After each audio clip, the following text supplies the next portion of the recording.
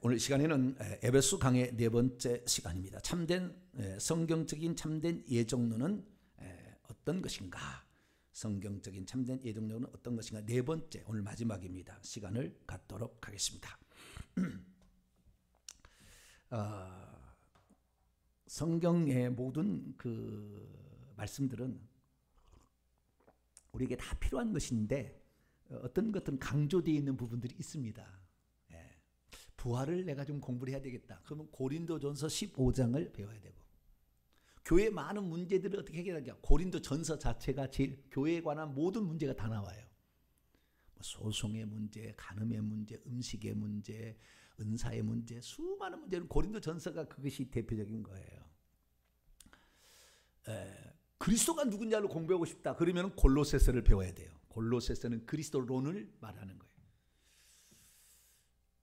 예수 재림에 대해서 공부를 하고 싶다. 데살로니가 전서 후서를 공부를 해야 되는 거예요. 예수 재림에 대하여, 물론 요한계시록은 기본이고요. 그렇게 공부를 해야 되는 거죠.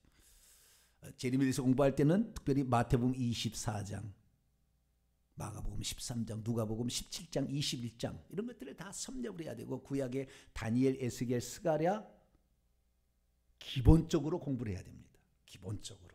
그렇지 않으면 요한계시를 절대 못 풀어요. 그렇듯이 우리가 공부할 때, 그러면 에베소서를 우리가 볼 때는 어떻게 봐냐? 에베소서의 포인트는 교회론입니다. 뭐라고요? 교회론. 교회가 뭐냐? 하나님의 만세전에 교회가 한 것은 교회를 이 땅에 탄생하게 하려고 했다는 거예요. 만세전에 어떤 계획을 세웠는데 교회를 만들려고 했다는 거예요. 그 교회가 단지 유대인이 아닌 이방인도 연합된 그 교회인데, 천사들도 살펴보기를 원하는 그 계획을, 천사들도 모르는 계획을 가지고 하나님 있었다는 것이 비로소 공개되었다는 것이 에베소에 나와요. 1장과 3장에.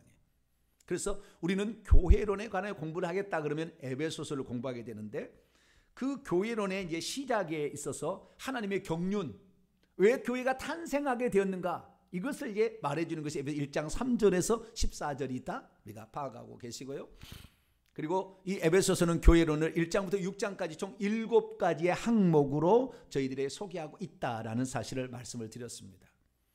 에베소서는 1장부터 6장까지 구성되어 있는 1장부터 3장은 교리적인 측면을 얘기하고 있는 것이라고 한다면, 4장부터 6장까지는 실천적인 측면을 얘기하고 있어요. 이것은 골로새서도 똑같은 그런 형태로 되어 있습니다. 1장부터 3장은 교리인데 교회론에 관한 교리다, 이렇게 보시면 되고, 골로새서는 그리스도에 관한 교리다, 이렇게 보시면 되겠어요. 그래서 우리가 1장부터 3장에 있는 교리편에 있어서 오늘도 하나님의 구속 경륜, 그것에 결국에 교회의 탄생을 향하여 달려가고 있는데, 구속 경륜이 성부와 성자와 성령에 의한 삼위일체 하나님의 역사로 말미암아 이루어진다라는 것을 그동안에 공부를 했습니다. 그래서 1장 3절부터 6절까지는 성부 하나님의 그 계획이 뭐였나 나오게 되고, 7절부터 12절까지는 그리스도께서 오셔서 어떻게 그래서 성취하셨나 라는 걸 얘기하고, 13절과 14절은 성령께서 오셔서 그것을 보증해 주신다, 이 사실로 나눠져 있다는 거. 그래서 하나님께서는 우리의 구원을 위하여 행하시는 일들을 성부와 성자와 성령의 경륜을 따라 행하고 있어요. 근데 이것을 잘못 알아들어 가지고 성부와 성자와 성령이 동시에 존재한다는 것을 까먹으면 양태론으로 가는 거예요. 양태론으로. 이걸 까먹으면, 동시에 존재해서 일한다는 걸 모르면 양태론으로 가는 거예요. 양태론도 틀렸고요, 삼위일체론도 틀린 게 어마어마하게 많아요. 그래서 우리가 교리를 따라가는 건 아니지만, 우리는 성경을, 진리의 말씀인 성경을 따라가야 될 줄로 믿습니다. 이 성경 말씀 그대로를 믿어야 되는 거예요. 그래서 제가 이 땅에 하나님께서 저를 보내신 목적이 진리의, 하늘의 진리의 말씀을 전하는, 선포하는 종으로서 계획을 해서 보냈어요. 다 이제 알게 됐어요. 다 알게 됐어요. 그래서 내가 어떻게 내가 이런 말씀을 다 알고 있나? 어떻게 성경을 다 통달할 수가 있나? 아무나 그러냐? 아무나 그럴 수도 있겠죠. 누구나 구원받을 수 있지만 누구나 구원받지 못하는 거죠. 아무나 다 될 수 있으나 아무나 다 그렇게 될 수는 없습니다. 마찬가지예요. 그래서 하나님께서 우리에게 이 땅에 내려보낼 때 그 사명을 했는데, 거의 사명이 그런 거예요. 여러분은 수지 맞았어요. 뭐라고요? 용인시로 가야 됩니까? 수지 구청으로? 수지 맞았어요. 동탄 맞았습니다. 할렐루야. 동탄 맞았어요. 어떤 사람은 동탄이 아니라 통탄이라 하는데 통탄 신도시 어느 광고판에 나왔는데 잘못 썼어요. 통탄이라고. 통탄 신도시에 오신 것을 환영합니다. 깜짝 놀랐네요. 제가. 에? 통탄 신도시. 통탄이 아니고 동탄. 예. 동탄이 있고 서탄이 있어요. 팔탄이 있고 뭐 그러죠. 예. 이쪽에 보면 탄이 있는데 이 탄자가 탄광. 옛날 탄광 탄자예요. 탄광이 옛날에 있었나 봐요. 그래서 동쪽에 있는 탄광이 많이 나오는데 동탄이고 서탄도 있습니다. 예. 팔탄도 있고 또 뭐 또 있는데 무슨 탄이 또 하나? 그렇습니다. 예. 그 중요한 게 아니고 우리는 하나님 말씀을 누구에게 듣느냐가 중요해요. 누구에게 듣느냐.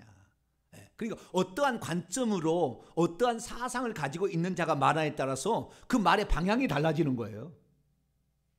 그래서 성경대로 보려고 하는 진리로 보려고 하는 이런 그 강렬한 열망을 가지고 있을 때 비로소 우리는 그 진리의 영역에 도달할 수 있는데, 그래서 오늘 성부 성자 성령에 의한 하나님의 구원 경륜이 결국에 목적은 뭐냐면, 목적은 먼저는 우리가 죄사함을 받아서 그 다음에 하나님의 영을 받아서 양자가 되어서 하나님의 아들이 되고 하늘나라의 기업을 얻는 자가 되는데, 이 모든 것이 그리스도를 통하여 그리스도 안에서 모든 것을 이루시겠다고 하나님 계획했다는 거예요.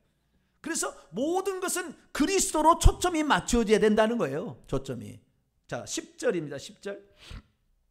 10절 9절부터 10절까지 읽겠습니다. 시작. 그분의 뜻의 비밀을 우리에게 알리신 것이요 그분의 기뻐하심을 따라 그리스도 안에서 때가 찬 경륜을 위하여 예정하신 것이니 하늘에 있는 것이나 땅에 있는 것이 다 그리스도 안에서 통일되게 하려 하심이라.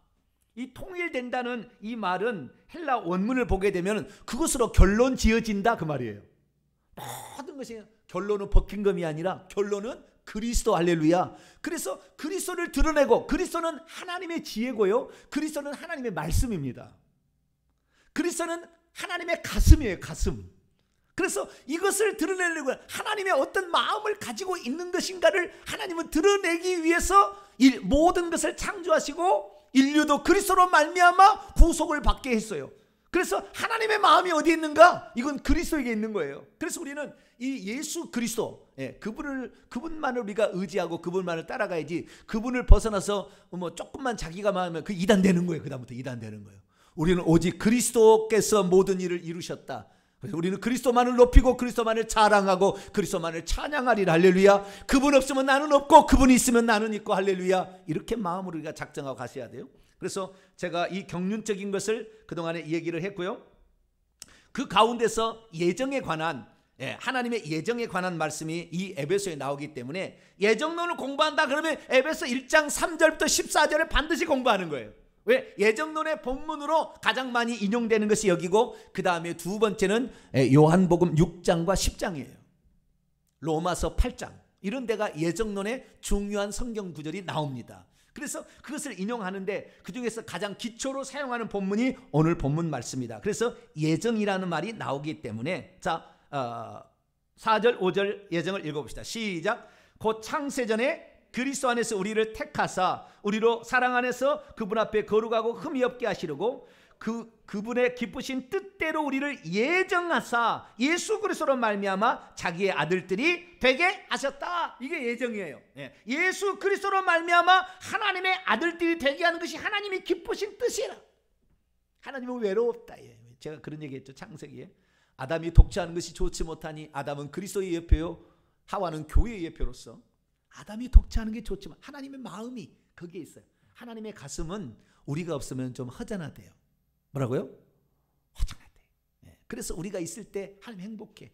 우리가 있어 주문의 말에 하나님 행복해요. 그러니까 우리가요 천국에 가주는 것이 가장 하나님을 기쁘시게 하는 거예요. 할렐루야. 그 뜻이거든. 그 뜻이거든. 우리가 뭐 아버지 힘들게 해서 나쁜 게 아니라 그분의 뜻을 이루기 위해서라면 어떠한 어려움도 요청해도 아버지는 다 들어줘요.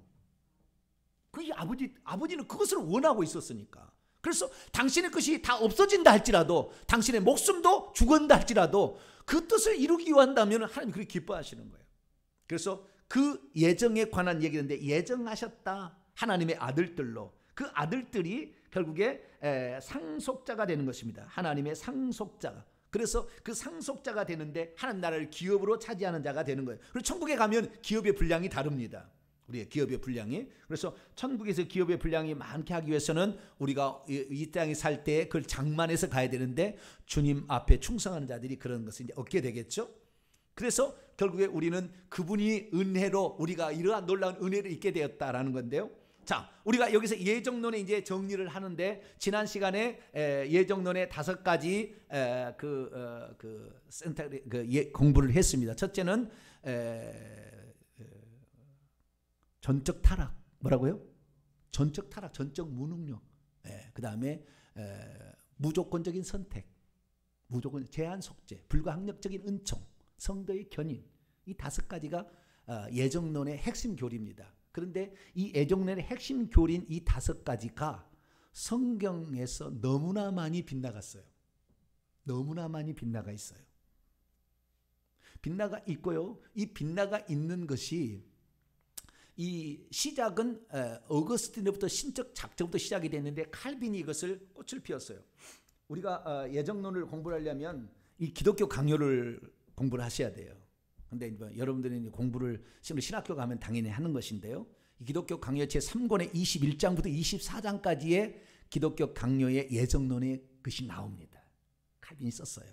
그래서 이것을 기반으로 해가지고 결국에 예정론 교리가 생성됐는데 이걸 예정론 교리가 처음부터 나온 건 아니었어요. 그렇게 분명하게 나온 건 아니었는데 칼빈의 제자가 2사람이 유명한 사람이 있습니다. 한 사람은 베자 누구예요? 베자는 헬라어 원전을 출판한 사람이에요. 아주 헬라어 잘한 사람, 머리가 아주 박식한 사람입니다. 뛰어난 천재성 있는 사람인데요. 이 베자라는 사람이 있고요. 또 한 사람은 녹스라는 사람이 있어요. 녹스는 영국으로 갔고 베자는 프랑스로 갔습니다. 칼빈이 죽게 되자. 그래서 꽃을 피웠는데 프랑스에서 이제 기독교 이제 칼빈의 교리가 녹아진 어떤 교리가 나오게 됐는데 여기에 대해서 잘못되었다고 평신도 코르네르트가 칼빈의 예정론은 성경하고 어긋난다고 평신도가 얘기를 한 거예요. 너무나 베자가 화가 났어요.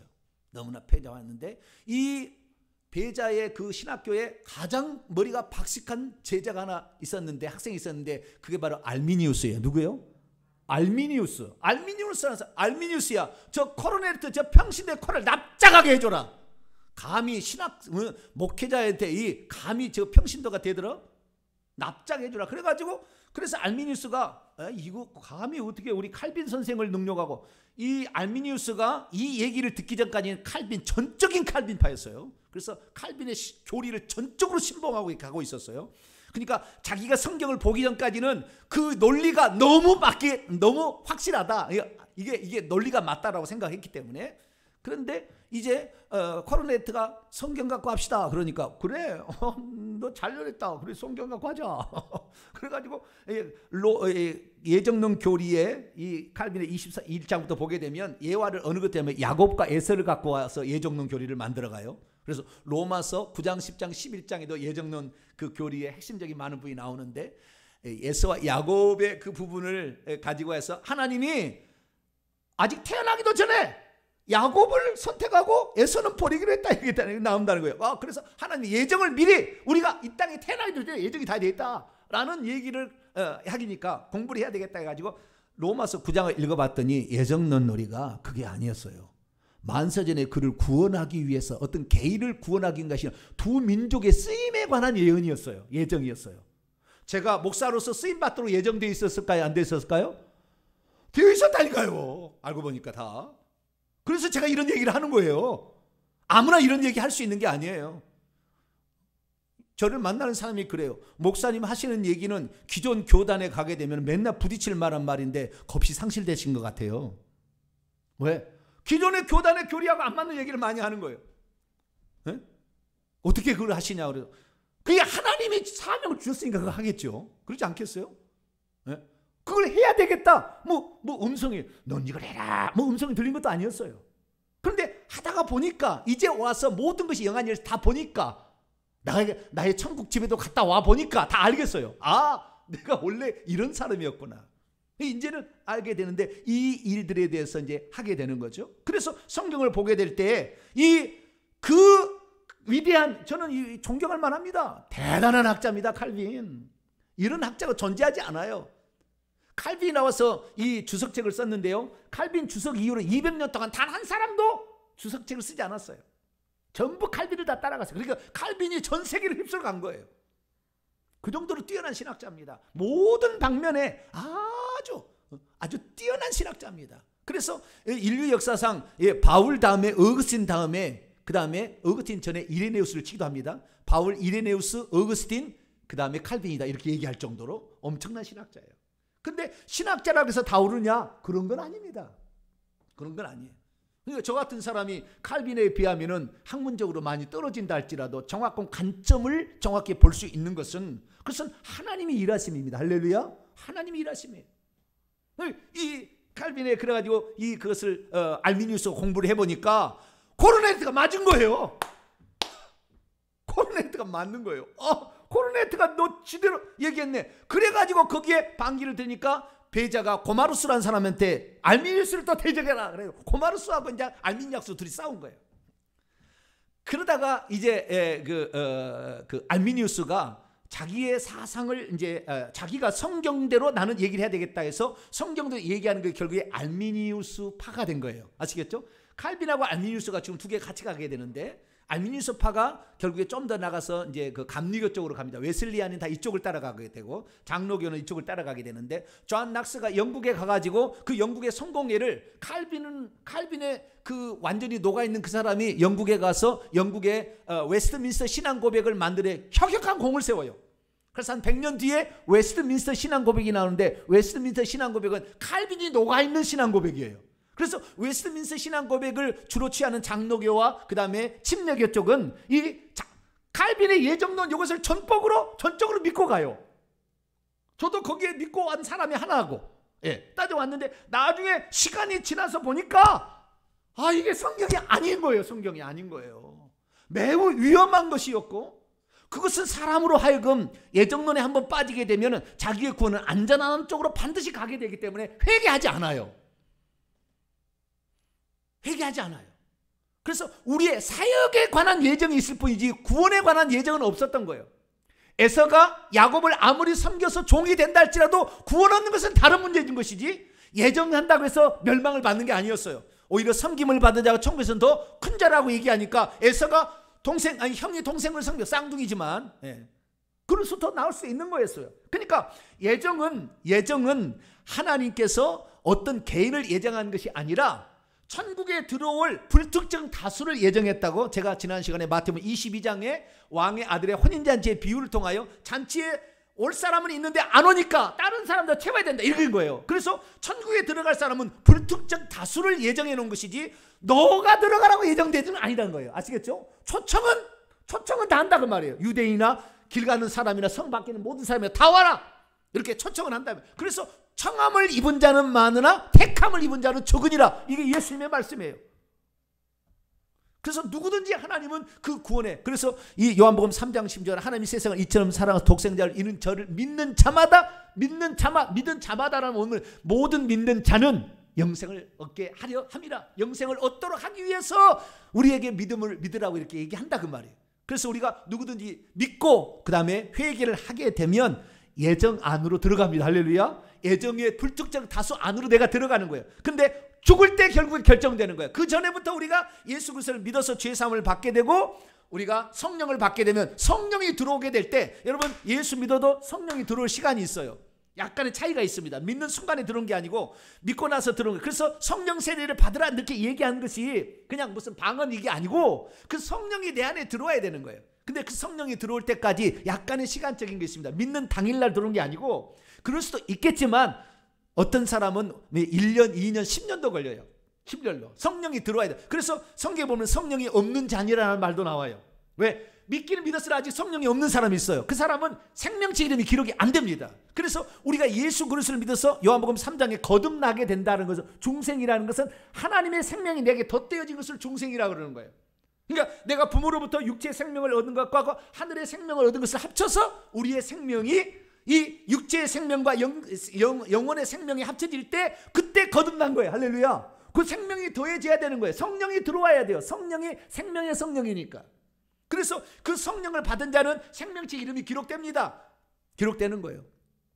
기록돼서 한번 기록되면 영원히 기록될 수도 있어요. 그러려고 기록된 거죠. 하나님 자녀가 된 겁니다. 우리는 양으로 태어나지 않아요. 전부 염소로 죄인으로 태어나는 거예요. 아담의 본성을 가진 죄인으로 태어나지만 거기에서 말씀을 듣고 회개함으로 양이 되어가는 겁니다. 할렐루야. 양이 되어가서 어느 날 양이 딱 되었다 그러면 생명체 이름이 기록돼요. 그러나 그 양이 그 주인을 버리고 자기 마음대로 가면 결국에 그는 사단의 밥이 되어서 결국에 언젠가는 죽게 된다 그 말이에요. 그렇기 때문에 우리는 주께 붙어 있어야 됩니다. 할렐루야. 말씀 안으로 와야 되고 예수 그리스도 안으로 와야 되는 거죠. 그래서 예수 그리스도 우리가 그분을 계속 붙잡고 있게 되면 죽을 때에 그 사람의 이름이 생명책에서 기록이 되지 생명이 지어지지 않는 사람은 천국에 들어갑니다. 그래서 최종적으로 우리의 구원은 이미 믿을 때부터 시작은 되었어요. 그러나 죽을 때 완성이 되는 겁니다. 이것을 저는 경주라고 표현하고 싶습니다. 뭐라고요? 경주다. 신앙은 순간이 아니라 경주다. 이렇게 표현하고 싶어요. 그래서 믿는 순간에 이미 100m 트랙에 딱 들어가는 거. 믿고 회개할 때 100m 트랙에 딱 들어왔으나 꼬린 지점을 통과해야 이 사람은 승리, 이기는 자만 생명나무에 나아가면 문들을 통하여 성 안에 들어갈 권세가 주어진다고 그랬다고요. 그렇기 때문에 우리가 예수 그리스도를 믿는다고 칭의를 믿을 때 칭의를 얻는다고 하잖아요. 이것은 법정적인 용어예요. 속 사람의 내면을 얘기하는 게 아니고 속 사람의 내면이 바뀐 것을 성화라 그러는 것이고 외적으로 바뀌는 거. 우리는 예수 그리스도를 믿을 때 외적으로 칭의를 지어집니다. 이 칭의가 내적으로 변화되어서 성령으로 말미암아 온전케 되면 좋겠는데 이 사람들이 외적인 것으로 칭의를 입는 것을 구원을 다 얻고 생각해. 속 사람은 안 바뀌었는데 반드시 버림당해요. 그 사람 죽을 때 그렇게 하면. 그래서 우리는 외적으로 그리스도로 옷 입은 것을 가지고 구원이 완성되었다. 절대 그렇게 평가하지 말기 바랍니다. 그래서 야고보 장로는 행함이 없는 믿음은 죽음이다. 그 믿음이라 할 수. 그 외적인 옷을 입었다는 것 가짜다 그거. 열매가 나타나서 이 삶의 열매가 나타나서 이 성령의 열매가 나타나야 성령으로 역사하신 것이 나타나야 이것이 진짜지. 그렇지 않고서는 구원받았다고 말할 수 없다. 아브라함을 봐라. 행함으로 믿음이 온전케 되지 않았느냐? 우리의 삶에 하나님 말씀에 대한 순종이 없이 살아가면서도 구원받았다 하지 마라. 이게 나온 거죠. 그래서 우리는 오늘도 예수 그리스도를 믿어서 성령을 우리가 받게 되면 성령을 받게 되면 놀라운 증상이 뭐냐? 하나님을 아바 아버지라고 부를 수 있다는 거예요. 할렐루야. 내가 지금 거듭났느냐 안 거듭났느냐 그것이 아주 중요한 기준입니다. 자, 갈라디아서 4장 한번 열어볼까요? 갈라디아 4장 6절입니다. 갈라디아 4장 6절 시작. 너희가 아들임으로 하나님이 그 아들의 영을 우리 마음 가운데 보내사 아빠 아버지라 부르게 하였느니라. 우리 마음 가운데 성령이 들어오시려면 하나님을 아버지라고 부르게 된다 그 말이에요. 내가 예수 그리스도를 믿었는데 하나님을 아버지라고 부르기 아직도 껄끄러워. 하나님이라고 부르는 데는 지장이 없어. 그런데 아버지라는 말이 안 떨어져. 지금 내가 내 아버지. 여러분은 잘 모르시겠지만 나는 고등학교 2학년 때 예수를 믿었기 때문에 이 차이를 알아요. 하나님을 하나님이라고 부르는 것과 아버지라고 하는 천양지차예요. 처음부터 아버지라고 안 불러져요. 안 불러집니다. 하나님이라고는 불러져. 신적 존재로서 하나님이라고 불러지지만 아버지라고는 안 불러진다고요. 자, 로마서 8장을 또 넘어갑시다. 로마서 8장 15절입니다. 로마서 8장 15절 16절 읽습니다. 시작. 너희는 다시 무서워하는 종의 영을 받지 아니하고 양자의 영이라 양자 삼는 영이에요. 우리는 하나님의 양자로 들어간 것이지 친자가 아닙니다. 친자는 예수 그리스도 뿐이에요. 양자의 영을 받았으므로 우리가 아빠 아버지라고 부르짖느니라. 너희가 친히 우리의 성령이 친히 우리의 영과 더불어 우리가 하나님의 자녀인 것을 증언. 성령이 들어오심으로 생명이 들어와 가지고 하나님 자녀로 태어나게 되면 아빠라고 부르기 시작하는 거예요. 처음에는 아빠란 말이 안 떨어지죠. 우리 애들 보세요. 아빠란 말 안 떨어지잖아요. 엄마 하다가 엄마 엄마 했네. 아빠 되잖아요. 네. 아빠는 그냥 아빠라는 한마디 말에 그냥 모든 필요가 다 사라져 버려요. 할렐루야. 할배 해버리면 할아버지는 완전 뿅 가버리더만. 네. 아빠하고 차이가 더 나요. 거기는. 할배 해버리면 그냥 막 모든 게 다 그냥 다 스트레스 모든 게 해소돼 버려요. 다 끝나버려요. 저도 이제 앞으로 손주를 볼 때 그러게 될 건 이제 지금 생각하고 기대하고 있어요. 예. 앞으로 몇 년 안에 저도 딸 빨리 시집 보내버려야 돼요. 시집 보내고. 그게 중요한 게 아닌데 지금 아빠 아버지라 부르게 된다. 이게 그냥이 아니에요. 성령이 우리 안에 있기 때문에 하는 거예요. 아시겠죠? 그것이 저는 1년 걸렸어요. 제 삶에 1년 걸렸어요. 아버지라고 하나님을 부르기까지 1년 걸렸어요. 그래서 그냥이 아니다.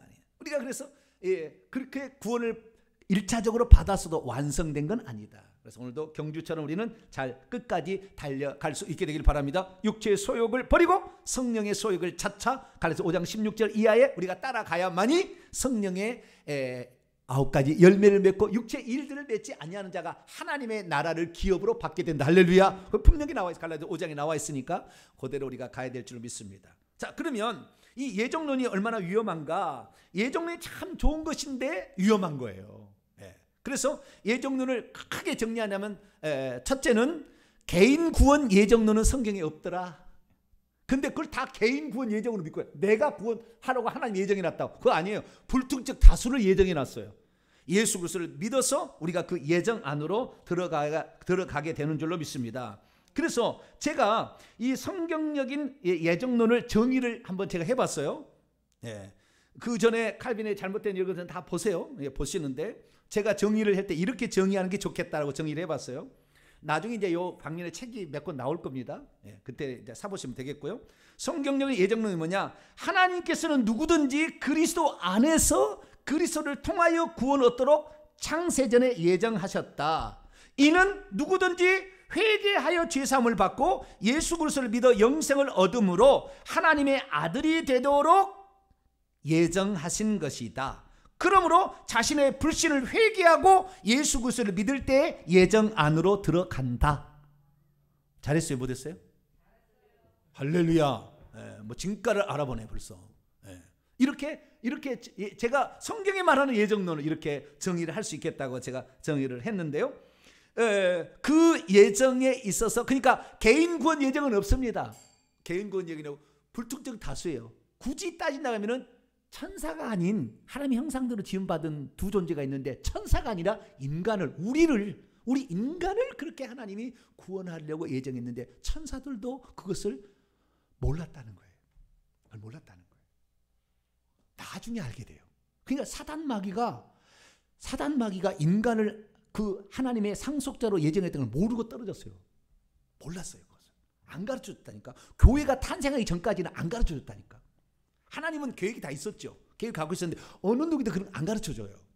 그러다가 교회 탄생을 통하여서 비로소 사도 바울을 통해 그것을 공개했어요. 그래서 사도 바울이라는 사람이 얼마나 성령의 감동으로 성경을 썼는지를 알 수가 있죠. 자, 에베소서 3장을 봅시다. 결국에 우리가 이것이 예정의 어쩌면 그 결론이라고 하는 것은 3장 6절이에요. 3장 6절. 5절에 보니까 안 알렸다는 거예요. 5절부터 읽어봅시다. 시작. 이제 그의 거룩한 사도들과 선지자들에게 성령으로 나타내신 것 같이 다른 세대에는 사람의 아들들에게 알려지지 않았으니 이는 이방인들이 복음으로 말미암아 그리스도 예수 안에서 함께 상속자가 되고 함께 지체가 되고 함께 약속에 참여하는 자가 됨이라. 그래서 아브라함을 선택했다는 거예요. 할례 받기 전에 아브라함의 먼저 그 믿음을 의로 인치시고 할례 받기 전에 그렇게 했다는 거예요. 할례는 그 믿음에 대한 인침이었지. 할례가 중요한. 근데 유대인들은 할례만 받으면 약속의 자손이래. 택도 없는 이야기예요. 하나님 약속을 믿어야 돼요. 그 약속의 핵심은 뭐냐면 내가 내게로 다시 돌아오니 너에게 아들이 있으리라. 그래서 하나님께서는 그 아들 예수 그리스도로 말미암아 우리를 구원하신다는 거예요. 그게 이삭이에요. 그래서 이삭이 제단에서 드려지는 겁니다. 그 모리아 제단에 드려지는 거예요. 이 정확한 예표예요. 그래서 하나님 우리 구원 경륜하는 것은 성부와 성자와 성령으로 하게 되는데 아브라함과 이삭과 야곱으로 한다는 거예요. 아브라함은 성부, 이삭은 성자, 야곱은 성령을 예표하는 거예요. 성령의 사람 야곱을 보세요. 성령의 사람 어떻게 우리가 성령 시대 구원을 얻는지. 가만히 있으면 구원을 얻습니까? 장자의 축복이 가만히 있으니까 들어왔습니까? 에서가 죽이려 할 때 가만히 있으니까 에서가 아침에 뽀빠로 왔습니까? 야복강에서 통곡하며 생명을 무릅쓰고 그렇게 기도했다 그 말이에요.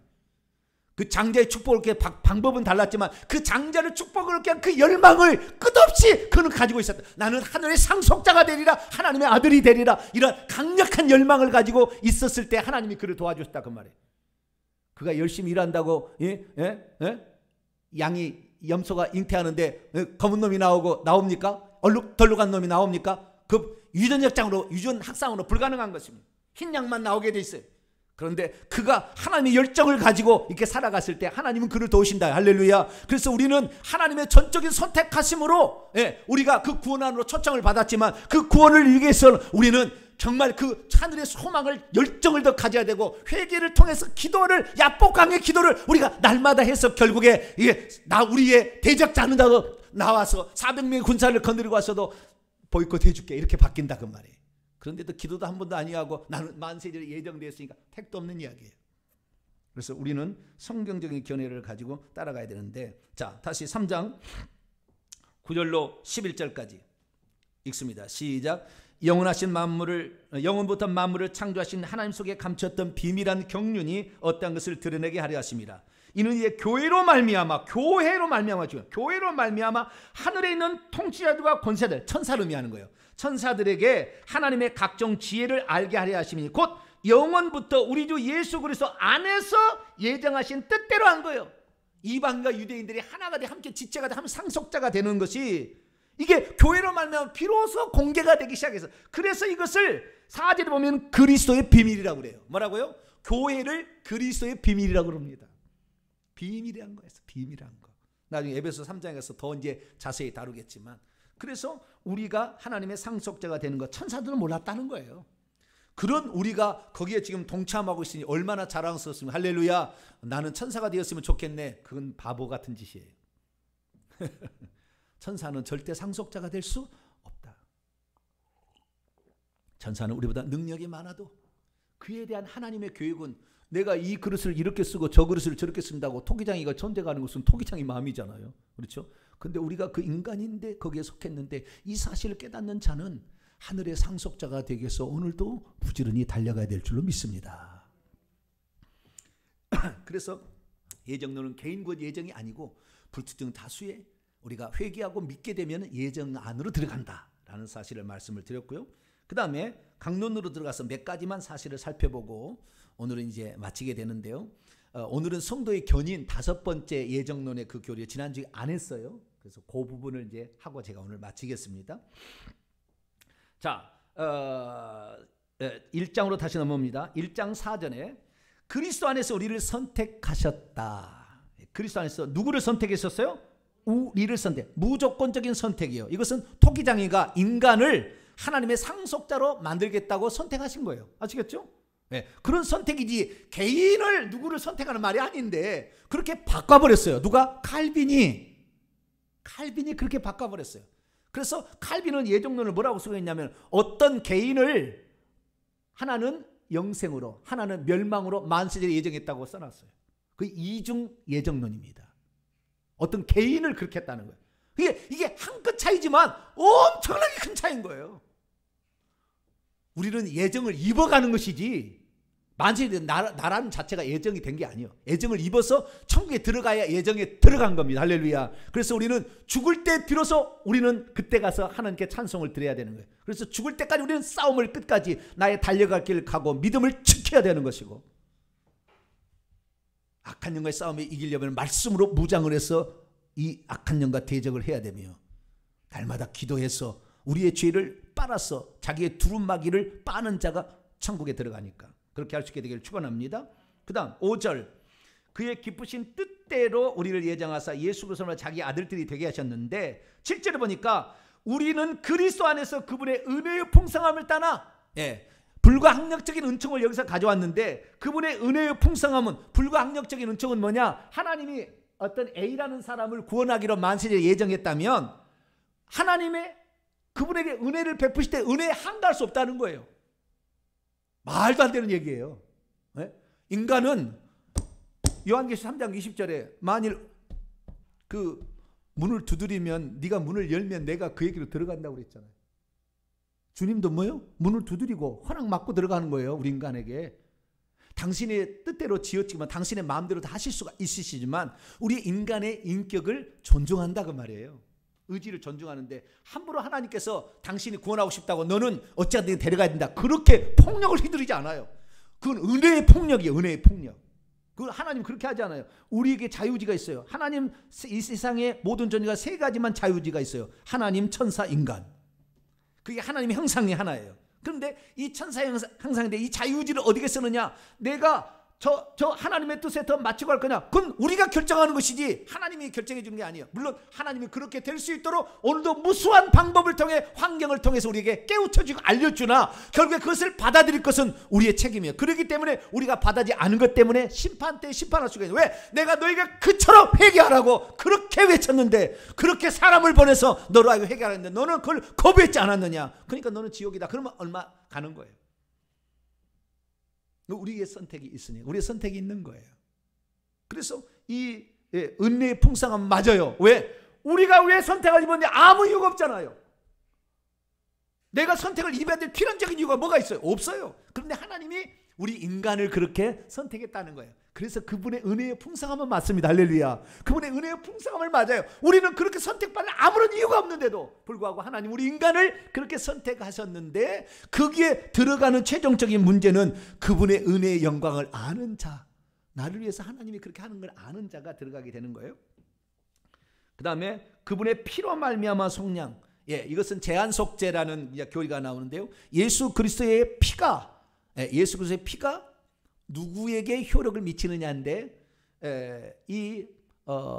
칼빈주의는 뭐라고 얘기하냐면 제한속죄, 이렇게 하는 거예요. 이건 알미니주의도 틀렸어요. 알미니주의의 생각하고 속죄를 누구를 위해서 속죄를 했느냐 이거예요. 칼빈주의가 있고 알미니안주의가 있고요. 제가 말하는 성경주의가 있어요. 이제 그건 제가 만든 것이고, 성경주의가 있는데, 알미니안주의, 칼빈주의가 먼저 나와요. 칼빈주의를 얘기하고 알미니아 얘기했고, 칼빈주의는 예수님이 누구를 위해서 십자가에 죽었냐면 아버지가 구원하기로 만세 예정하는 개인 그 사람을 위해서 죽었다. 선택한 그 사람을 주의했다는 것이 칼빈주의고, 알미니안주의는 그게 아니에요. 알미니안주의는 하나님께서는 누가 구원받을지 누가 구원받지 않을지를 다 알고 있었기 때문에 구원받고 죽을 자들을 위해서 죽었다 해요. 이게 알미니안주의예요. 둘 다 틀린 말은 아닌 것 같아요. 그죠? 그런데 틀렸어요. 어떻게 정의를 해야 되냐? 세 번째 정의를 합니다. 하나님은 누구든지 구원받을 수 있도록 죽었어요. 단지 그가 그 하나님의 사랑을 저버리고 하나님이 그렇게 사랑했다는 것을 계속 거부하고, 그렇기 때문에 하나님은 그의 죄를 위해서 충분히 그 우리를 구원하기 위한 효능적인 피를 흘렸음에도 불구하고 그가 받아들이지 않아서 결국에 그 피가 그에게를 구원하지 못하는 것이지, 예수의 피가 약해서, 예수의 피가 부족해서 구원 못 받을 자는 없는 거예요. 그런데 만세전에 선택자만을 위해서 죽었다는 게 칼빈주의. 장차 하나님 다 아시고 구원받고 믿고 구원받을 자를 위해서 죽었다. 하나님 다 아시고 그렇게 하는 것이 알미니안주의예요. 틀렸다고 말하기는 없지만 엄청 틀린 거예요. 사지고 보면. 자, 선택자들만을 위해서 죽었다는 하나님 얼마나 옹졸한 하나님입니까? 옹졸한, 너는 내가 구원했으니까 너는 나를 찬양할 것이고, 내가 너를 찬양하기 위해서 내가 너를 지었는데, 그런 찬양이 내가 너만을 위해서 특별히 선택해서 너를 구원했으니까 너는 찬양하고, 저주받을 자는 뭐합니까? 날마다 그러면 하나님 왜 나를 선택하지 않았습니까? 그러면 지옥에서 뭐라고 하겠어요? 이 악한 하나님! 이렇게 얘기할 거 아니에요. 그러면 어찌 우주 만물에 공의가 서겠습니까? 절대 그럴 리가 없어요. 누구든지 구원받을 기회를 주었는데도 네가 선택하지 않았기 때문에 너의 결과다. 그래야만 아무 할 말이 없지, 지옥에서도. 그래, 하나님이 나에게 구원받을 수 있도록 여러 번 찾아왔는데 내가 그걸 버렸어. 나는 이 지옥에서 이 고통을 당해뒀어. 이렇게 되는 거죠. 그렇기 때문에 제한 속죄가 아니라 모든 사람이, 성경은 구절이 많습니다. 성경 구절은 많아요. 그래서 디모데서 2장 4절에도 하나님은 모든 사람이 구원받기를 원하시는데, 요한일서 2장 2절을 보면은 그분은 온 세상의 죄를 위하심이라. 온 세상의 죄를 위하여 그분은 죽으셨어요. 죽으셨어요. 그래서 우리가 이 제한 속죄는 우리가 그렇게 알아야 되는데요. 고린도후서 5장 14절에도 우리가 생각하되 한 사람이 모든 사람을 대신하여 죽었은즉 모든 사람이 죽은 것이라. 모든 사람을 대신하여 죽었다. 요한복음 4장 42절도 그는 온 세상의 구주시라. 할렐루야. 그런데 그가 믿지 않아서 구주가 안 되는 거죠. 근데요, 이 제한 속죄를 하나님이 만세전에 아버지가 선택하는 자만을 위해서 죽었다는 말 때문에 그 사람은 반드시 그 은혜를 받기 때문에 그 은혜에 거부할 수 없어요. 불강력적인 은총. 그리고 하나님은 예정한 사람을 위해서 죽었기 때문에 반드시 그를 구원하셔야 될 의무가 생겨버렸어요. 그래서 성도의 견인이라는 것은 한번 그 사람을 선택해서 구원 얻게 은혜를 베풀어 주셨으면 그가 어차피 하나님을 거부해도 안 되고 그를 끝까지 끌어가서 끝까지 그를 잘 인도해서 그의 구원을 보존해서 구원받게 하셔서 한 번은 영원 구원토록 하신다는 것이 성도의 견인입니다. 이것이 가장 악한 교리예요. 그 근거를 성경에 대거든요. 그 근거를 좀 이따 제가 그 근거의 말이 얼마나 허군지를 제가 말씀을 드릴게요. 성경에 헬라어 원문을 직역하지 않았어요. 다시 말해서 이 헬라어 성경이 나왔잖아요. 그러니까 중세만 해도 성경을 못 봤어요. 성경 소지하면 죽였어요. 왜? 진리를 알아버리니까. 교황이 막 지대하려고. 그래가지고 얼마나 많은 사람이 죽었는지 몰라요. 그런데 루터가 종교개혁을 하고 종교개혁을 하게 되고 루터가 독일어로 처음으로 그 전에 누굽니까? 위클리프가 영어로 성경을 1380년 82년에 내가지고 불타서 죽이고 다시 송장 끓여서 또 불태워서 죽였어요. 영어로 성경을 번역했다고. 이것이 라틴어 말고 중세의 로마 시대 말고 성경을 번역한 최초의 사건입니다. 저는 위클리 성경을 지금도 봅니다. 왜? 얼마나 번역을 잘했는지 몰라요. 얼마나 번역을 잘했는지. 그런데 위클리프나 그 다음에 루터가 종교 개혁을 하고 성경을 독일어로 자기 언어로 두 번째, 영어 다음에 독일어 두 번째, 헬라에서 이제 라틴어 말고 영어 그 다음에 독일어가 나오는데 독일어가 나오고 그 다음에 베자가 이제 헬라어 직역 성경을 냅니다. 베자가 헬라어 직역 성경을. 그런데 그 헬라어 직역 성경들은 직역 성경은 헬라어를 그대로 편찬을 하는 거예요. 그런데 전부 소문자 사본밖에 발견되지 않았을 때요. 종교계 이후에. 그래서 1844년에 비로소 대문자 사본이라는 것이 발견되게 됩니다. 티센도르프라는 사람이 애굽에 가서 캐더린 그 기도원에 갔더니 누가 불을 태우고 있는 거예요. 종이 같은 것을 가죽 종이를 하냐고 보니까 글자가 써 있는데 보니까 성경책이라 못 태우게 했어요. 그것이 나와가지고 이것이 대문자 사본, 이것이 신해산 사본이라는 인류의 대발견입니다. 티센도르프가. 그래서 대문자 사본이 나왔는데 종교개혁 시대는 전부 다 뭘 갖고 있었어요? 소문자 사본밖에 없었어요. 헬라어로 원문 성경에 그 복사본이지만. 그런데 대문자 사본을 안 따라가고 소문자 사본을 따라가는 게 종교개혁자들이었어요. 그렇기 때문에 한계가 있는 거예요. 왜? 대문자 사본하고 소문자 사본이 결정적으로 차이가 나는 게 요한복음 10장에 나오는 거예요. 10장에 나오는데 그것이 칼빈의 예정론하고 완전히 맞아떨어지는 거예요. 그러니까 그 성경을 당시에 번역했던 사람들은 전부 예정론의 감각으로 소문자 사본을 가지고 번역했기 때문에 거기에 한계에 머물러 있었던 거예요. 근데 1844년 이후에 신해산 사본, 바티칸 사본이 계속 나와서 대문자 사본이 나와가지고 이제는 더 원문에 가까운 것을 찾아냈는데 거기에 보니까 이 칼빈지가 틀땅에 나와버려요. 다 원문을 지금 보면 나와버립니다.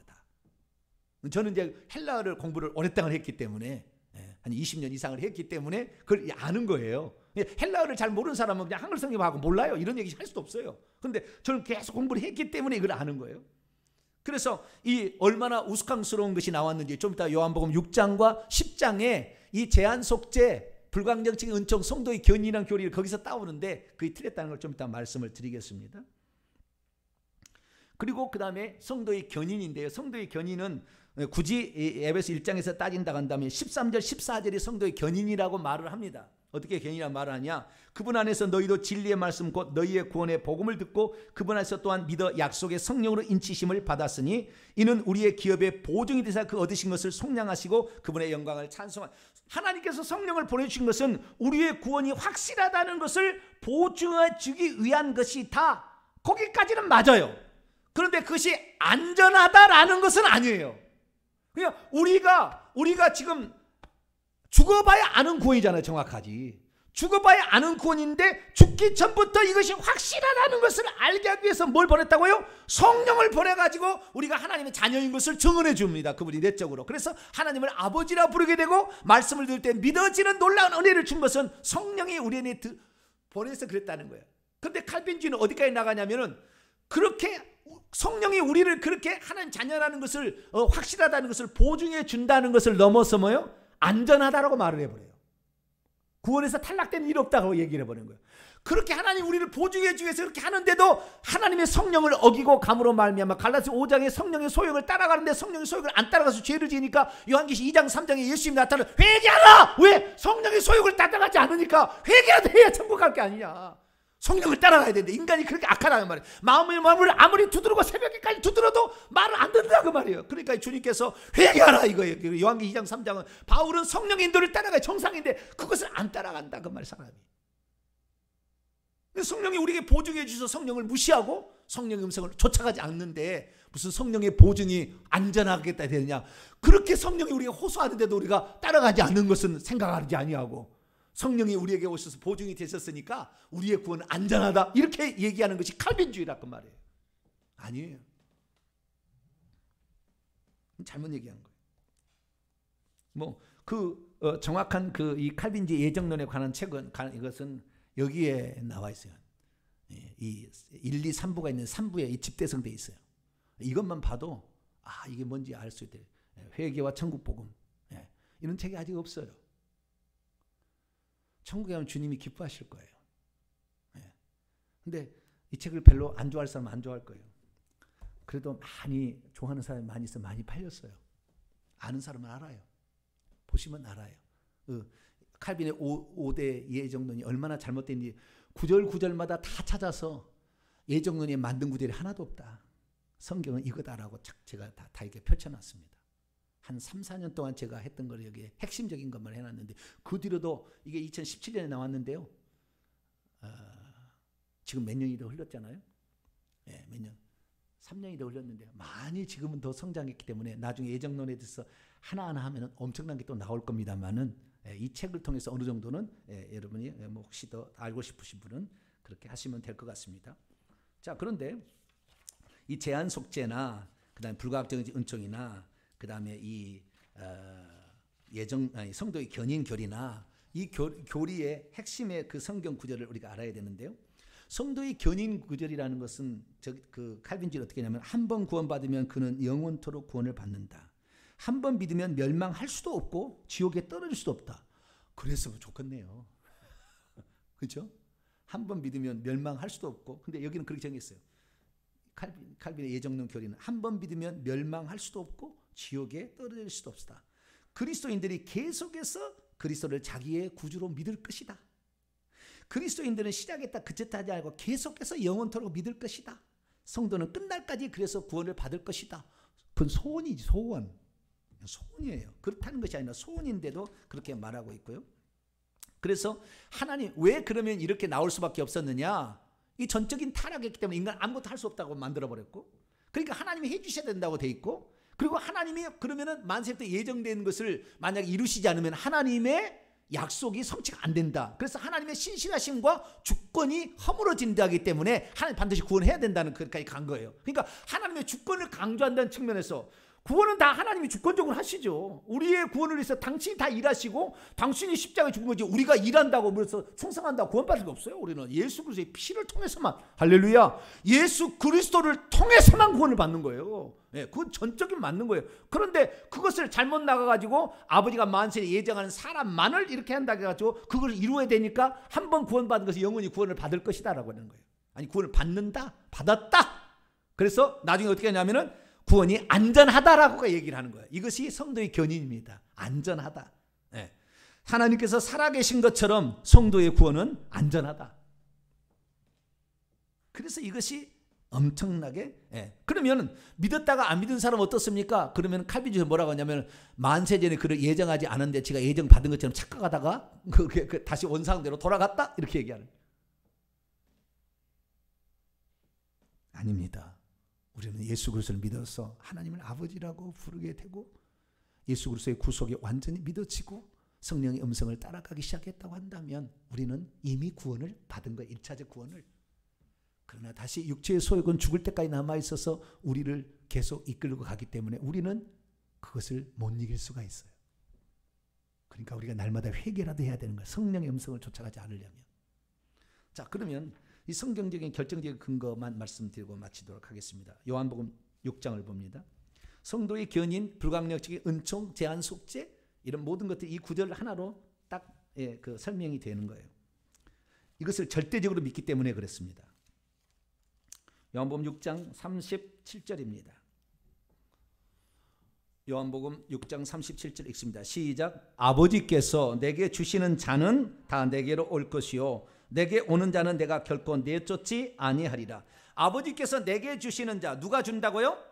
아버지께서 내게 주시는 모든 사람들은 다 내게로 올 것이고 내게 오는 자는 내가 결단코 쫓아지 않는다고 했으니까 이 사람의 구원은 확실하고 안전하다. 말이 맞아요, 틀려요? 만시전에 선택한 뭐가 있잖아요. 아버지께서 선택한 사람이. 그거 사람만 예수님께 보내준다는 거예요. 그러면 예수님은 그걸 하나도 내쫓지 아니하고, 또 읽어봅시다. 내쫓지 아니하고 39절. 반드시 구원을 받아야 되는 거예요. 이 구절에 의하면. 한글 성경에 의하면 그래요. 영어 성경도 그렇습니다. 원문은 그렇지 않습니다. 근데 번역을 칼빈주의 생각에서 이 성경을 번역했기 때문에, 쉽게 말해서 이 오늘날의 이 영어 성경의 기본이라고 할까요? 이것은 킹 제임스 버전입니다. 뭐라고요? 킹 제임스 버전. 몇 년에 나오냐? 1611년에 나왔어요. 1517년에 종교개혁하고 칼빈이 그대로 나와서 기독교 강요가 완전히 퍼졌기 때문에 이 기독교 강요에 의해서 기독교 강요와 칼빈의 주석에 의해서 이제는 모든 사람이 점령당한 상태에서 성경이 원문으로 나온다고 1611년에 소문자 사본을 갖다가 만든 거예요. 소문자 사본의 킹 제임스 버전을 절대적인 하나님 말씀이라 그건 속는 겁니다. 소문자 사본을 갖다 쓴 거예요. 근데 이 생각이 뭐요? 그때 당시 200년 동안 1500에서 1700년 단 한 권의 주석책이 안 나왔어요. 오직 칼빈의 주석만 모든 목회자가 다 들어간 상태. 그러니까 여기에 지금 다 녹아있어 점철되어 있는 상태이기 때문에 번역을 그렇게 할 수밖에 없어요. 성경을.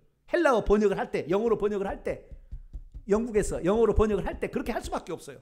또한 영어 번역본을 절대적으로 믿는 한국 성경은 당연히 이걸 따라가게 되죠. 그러니까 그렇게 할 수밖에 없다고요. 자, 39절에 하면 절대 버림받을 수가 없어. 한번 구원받으면. 자, 39절 읽습니다. 시작. 나를 보내신 이의 뜻은 내게 주신 자 중에 내가 하나도 잃어버리지 아니하고 마지막 날에 다시 살리는 이것이. 하나도 잃어버리지 않는다는데 누가 뭐라고 하겠습니까? 자, 요한복음 10장 또 넘어가 봐요. 원문은 그렇게 안 나왔습니다. 원문은 그렇게 안 나왔는데 그렇게 믿는 거예요. 요한복음 10장 28절로 29절. 여기는 대문자 사본에 이렇게 안 나왔어요. 여기는 소문자 사본, 소문자 사본을 여기 따라갔는데 대문자 사본을 여기서는 안 따라갔는데 좌우지간 여기도 비슷한 말이 나와요. 10장 28절 29절 시작. 내가 그들에게 영생을 주느니 영원히 멸망하지 아니할 것이요 또 그들을 내 손에서 빼앗을 자가 없느니라. 그들을 주신 내 아버지는 만물보다 크시니 아무도 아버지의 손에서 빼앗을 수 없다. 누가 그런데 어느 누가 있냐? 그리스도의 사랑의 그를 누가 그리스도 사랑에서 누가 끊을 수가 있느냐? 반드시 구원을 받는다. 앞에 제 설명을 듣지 않냐고 뒤에 설명만 요 얘기 들으면 여러분 칼빈주의자 되는 거예요. 어우 성경적이네. 아유 성경적이구만. 피 튀기고 얘기합니다. 피 튀기고. 헬라 원문 좀 보세요. 저는 얘기하고 싶어요. 뭐라고요? 헬라 원문 좀 보세요. 누가 했다고 그렇게 얘기하지 말고 헬라어 직역했다고 얘기하는 사람도 다 번역을 잘못해놨어요. 사람이라고 번역해놨는데 전부 사람이 아니라 사람이 아닙니다. 중성입니다. 근데 사람이라고 다 번역을 해놨어요. 시간이 다 돼버려가지고 조금 더 할까요? 다음 주에 할까요? 해버려야 돼요? 시간이 다 돼버렸어 벌써. 한 구절이라도 먼저 하고 하고 다음 주에 더 하도록 하죠. 그러면 요한복음 6장 넘어와서요. 37절. 여기에 아버지께서 내게 주시는 자는이라고 되어 있잖아요. 그렇죠? 그건 사람이에요. 사람. 그렇죠? 아버지께서 내게 주시는 자는 사람이라고 되는 거예요. 사람. 아버지께서 내게 준 자는 사람. 전부 성경에 어떤 데는요. 아버지께서 내게 주시는 모든 사람은 여기 책에 보면 다 나왔습니다. 자세히 설명이 나왔어요. 사람이라고 다 번역을 해놨어요. 사람이라고. 근데 원문은 사람이 아니라 중성 단수입니다. 근데 모든이 들어있기 때문에 복수적 개념이겠죠. 제가 직역을 해보겠습니다. 이 본문을 얼마나 왜곡시켜서 번역을 해가지고 하나님 만세전에 예정한 사람이 아버지가 예정한 사람이 따로 있고 그 예정한 사람만 아버지께서 아들에게 보내주시고 아들은 그 사람만을 위해서 죽고 그 사람만을 천국에 데려가고 그 사람만을 멸망치 않도록 붙들어 주신다. 이런 교리가 나왔는지 원문에 그렇게 안 나왔어요. 원문에 이렇게 되어 있습니다. 아버지께서 나에게 주시는 모든 것이 뭐라고요? 아버지께서 나에게 주시는 모든 것이 나를 향하여 다다를 것이다. 도착할 것이다. 아버지께서 내게 주시는 모든 것이 나를 향하여 도착할 것이다. 아버지께서 예수님에게 주시는 모든 것이 뭡니까? 아버지께서 아들에게 이루라고 하는 사명을 이루기 위해서 필요한 모든 능력, 지혜, 권세 이런 모든 것들을 포함하는 거예요. 아시겠죠? 아버지께서 이 아들에게만 주는 거예요. 모든 것을 주는 거예요. 아버지께서 나에게 주시는 모든 것이 나를 향하여 도착할 것이다. 그리고 나를 향하여 오고 있는 사람 이들을 나는 결코 밖으로 내어쫓지는 않을 것이다. 그러니까 예수님께서 여기는 아버지가 만세에 예정한 그 사람을 예수님 보낸다는 게 아니라 예수님에게 아버지에게 나가오는 자를 다 구원할 수 있도록 모든 것을 다 몰빵을 아들에게 해준다 그 말이에요. 이 말은. 그러니까 예수 그 앞에 나가야만이 우리가 그 은혜를 얻는다 그 말이었지. 만세부터 예정된 사람이 따로 있어서 그 사람만 예수님에 보내주고 그 사람만을 위해서 죽고 그 사람만을 구원한다는 얘기가 아니었는데. 다시 번역합니다.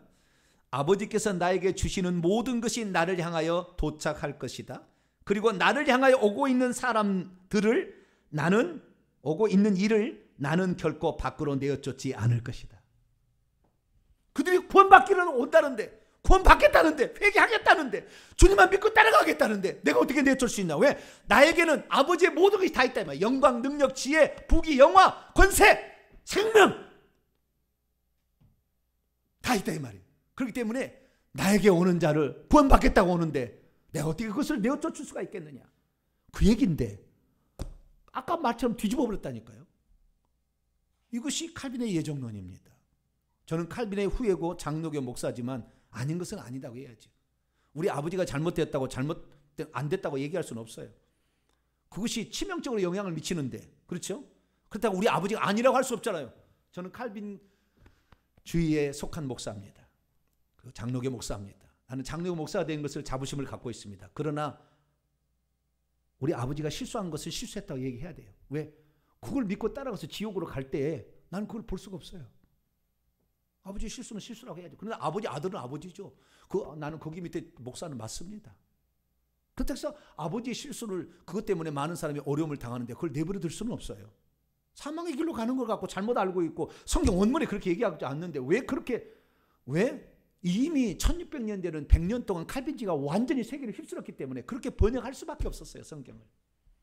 제한이었습니다. 소문자 사본밖에 발견되지 않았고 요한복음 10장에 가면 대문자 사본이 얼마나 소문자 사본으로 틀린지 내가 얘기해야 돼요. 그건 다음 주에 얘기를 해야 될 것 같고요. 오늘은 여기까지만 우선 얘기하고 부족한 부분은 다음 주에 좀 더 하고 1장 뒷부분을 하고 마치도록 하겠습니다. 기도하겠습니다. 거룩하신 하나님 감사합니다. 우리가 왜 목회자들이 성경을 원문으로 알아야 되는가? 그렇지 않으면 우리는 거짓 선지자가 되기 때문에 거짓말하는 자는 불과 영으로 타는 못에 던져지리니 둘째 사망이라.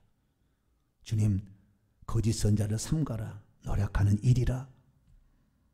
주님이 직접 우리에게 또 세례요한을 통해 말씀했는데 우리는 성경의 가르침, 예수님이 진짜 했던 그 말씀, 그 진리의 말씀대로 믿고 오늘도 구원받기 위해 주님께 부지런히 나아가며 회개하는 자 될 수 있도록 도와주옵소서.